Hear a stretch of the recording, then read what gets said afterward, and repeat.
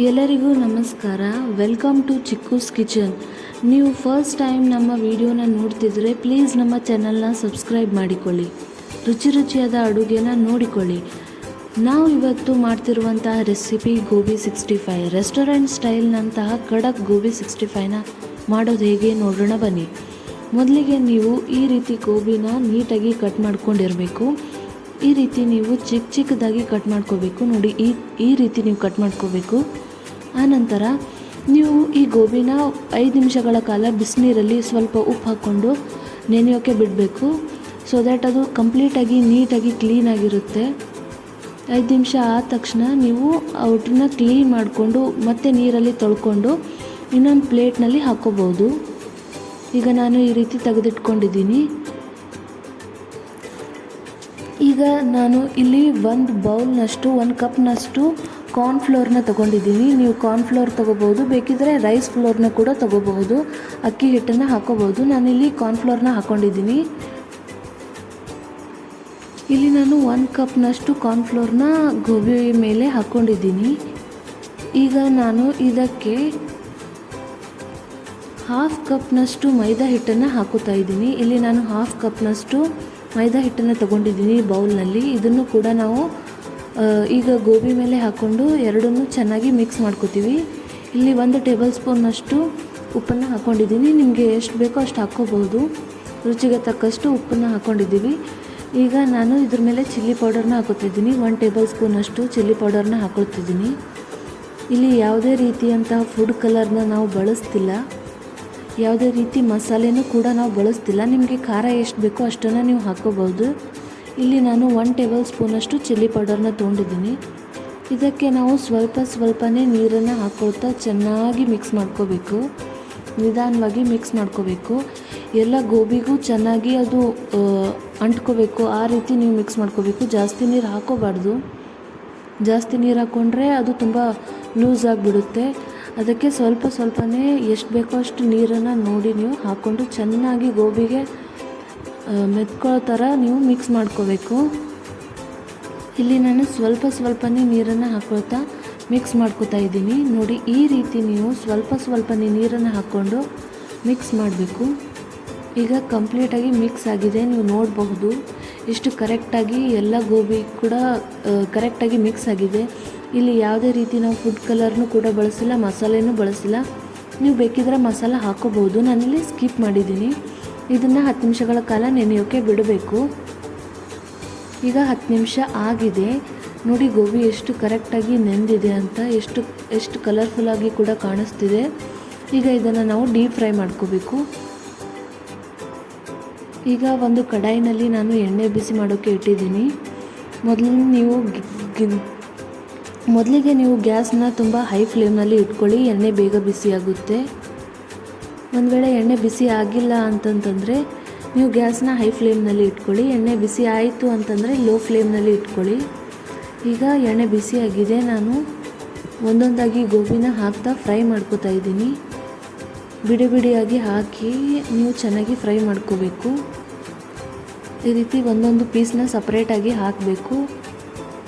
ಆಗ ಚೆನ್ನಾಗಿ ಫ್ರೈ ಆಗುತ್ತೆ. ದೂರ ಹಾಕಿದ್ರೆ ಯಾವುದೂ ಅಂಟ್ಕೊಳ್ಳಲ್ಲ, ಚೆನ್ನಾಗಿ ಫ್ರೈ ಆಗ್ತಾ ಇರುತ್ತೆ. ನೀವು ನೋಡ್ಬೋದು ಫ್ರೈ ಮಾಡುವಾಗ ಎಷ್ಟೊಂದು ಬಬಲ್ಸ್ ಬರ್ತಾ ಇದೆ. ಆ ಬಬಲ್ಸ್ ಎಲ್ಲ ಕಂಪ್ಲೀಟಾಗಿ ಹೋಗೋವರೆಗೂ ನೀವು ಈ ಥರ ಫ್ರೈ ಮಾಡ್ತಾ ಇರಬೇಕು. ನಿಮಗೆ ಗೋಬಿ ಕ್ರಿಸ್ಪಿಯಾಗಿ ಟೇಸ್ಟಿಯಾಗಿ ಬೇಕು ಅಂದರೆ ನೀವು ತುಂಬ ಡೀಪ್ ಫ್ರೈ ಮಾಡ್ಕೋಬೇಕು. ಕೆಲವರು ಡಬಲ್ ಟೈಮ್ ಫ್ರೈ ಮಾಡ್ಕೋತಾರೆ. ನೀವು ಆ ಥರ ಬೇಕಿದ್ರೂ ಮಾಡ್ಕೋಬೋದು, ಅಥವಾ ಒಂದೇ ಸಲ್ತಿ ಪೂರ ಬಬಲ್ಸ್ ಎಲ್ಲ ಹೋಗೋವರೆಗೂ ಚೆನ್ನಾಗಿ ಫ್ರೈ ಮಾಡ್ಕೋಬಹುದು. ಈ ಥರ ಸ್ನ್ಯಾಕ್ಸ್ನ ನೀವು ಟೀ ಟೈಮ್ನಲ್ಲಿ ಮಾಡ್ಕೊಂಡು ತಿನ್ಬಹುದು. ಚಹಾ ಜೊತೆಗೆ ತುಂಬ ಚೆನ್ನಾಗಿ ಟೇಸ್ಟಿಯಾಗಿ ಇರುತ್ತೆ. ಮಕ್ಕಳಿಗೆ, ಮನೆಯವರಿಗೆ ಎಲ್ರಿಗೂ ಇಷ್ಟ ಆಗುವಂತಹ ಈ ಸ್ನ್ಯಾಕ್ಸ್ನ ನೀವು ಸುಲಭವಾಗಿ ಮನೆಯಲ್ಲಿ ಮಾಡ್ಕೋಬೋದು. ಹೊರಗಿನ ಜಂಕ್ ಫುಡ್ಸ್ ಬದಲಾಗಿ ಮನೆಯಲ್ಲಿ ಈ ಥರ ಸ್ನ್ಯಾಕ್ಸ್ನ ನೀವು ರೆಸ್ಟೋರೆಂಟ್ ಸ್ಟೈಲ್ನಂತಹ ಖಡಕ್ ಗೋಬಿ 65ನ ಸುಲಭವಾಗಿ ಮನೆಯಲ್ಲಿ ಮಾಡ್ಕೋಬೋದು. ಏನಾದರೂ ಸ್ಪೆಷಲಾಗಿ ಟೇಸ್ಟಿಯಾಗಿ ಸ್ನ್ಯಾಕ್ಸ್ ತಿನ್ನಬೇಕು ಅಂತ ಅನಿಸಿದಾಗ ನೀವು ಈ ಥರ ಸ್ನ್ಯಾಕ್ಸ್ನ ಮನೆಯಲ್ಲಿ ಮಾಡ್ಕೋಬೋದು. ನೋಡಿದ್ರಲ್ಲ ಎಷ್ಟು ಚೆನ್ನಾಗಿ ರೆಸ್ಟೋರೆಂಟ್ ಸ್ಟೈಲ್ನಂತಹ ಗೋಬಿ 65ನ ಹೇಗೆ ಮನೆಯಲ್ಲಿ ಸುಲಭವಾಗಿ ಮಾಡ್ಕೋಬಹುದು ಅಂತ. ಈ ಥರ ನೀಟಾಗಿ ನೀವು ಗೋಬಿ 65ನ ಮಾಡ್ಕೋಬಹುದು. ಈಗ ಎಲ್ಲ ಬಬಲ್ಸ್ ಕಡಿಮೆ ಆಗ್ತಾಯಿದೆ, ಗೋಬಿ ತುಂಬ ಕ್ರಿಸ್ಪಿಯಾಗಿ ಕಾಣಿಸ್ತಾ ಇದೆ. ನೋಡಿ, ಇಲ್ಲಿ ನಾವು ಯಾವುದೇ ರೀತಿಯಾದ ಫುಡ್ ಕಲರ್ನೂ ಕೂಡ ಹಾಕಿಲ್ಲ, ಆದರೂ ಗೋಬಿ ತುಂಬ ರೆಡ್ ಕಲರ್ನಲ್ಲಿ ತುಂಬ ಕ್ರಿಸ್ಪಿಯಾಗಿ ಕಾಣಿಸ್ತಾ ಇದೆ.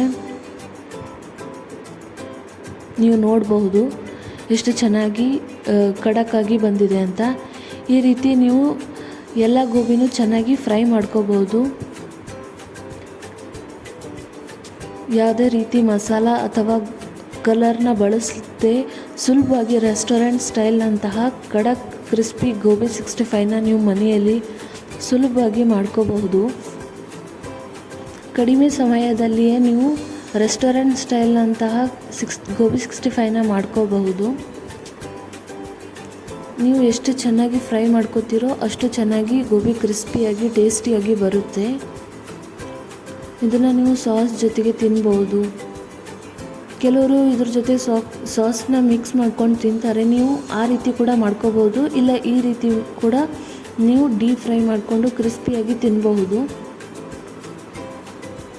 ಈಗ ಗೋಬಿ ರೆಡಿಯಾಗಿದೆ. ನೀವೆಲ್ಲರೂ ಇಷ್ಟಪಡುವಂಥ ಖಡಕ್ ಆ್ಯಂಡ್ ಕ್ರಿಸ್ಪಿ ಗೋಬಿ 65 ರೆಡಿಯಾಗಿದೆ. ನೋಡಿದ್ರಲ್ಲ, ಈ ರೀತಿ ಅಡುಗೆ ನಿಮಗೆ ಇಷ್ಟವಾಗಿದ್ದರೆ ಪ್ಲೀಸ್ ನಮ್ಮ ಚಾನಲ್ನ ಸಬ್ಸ್ಕ್ರೈಬ್ ಮಾಡಿಕೊಳ್ಳಿ.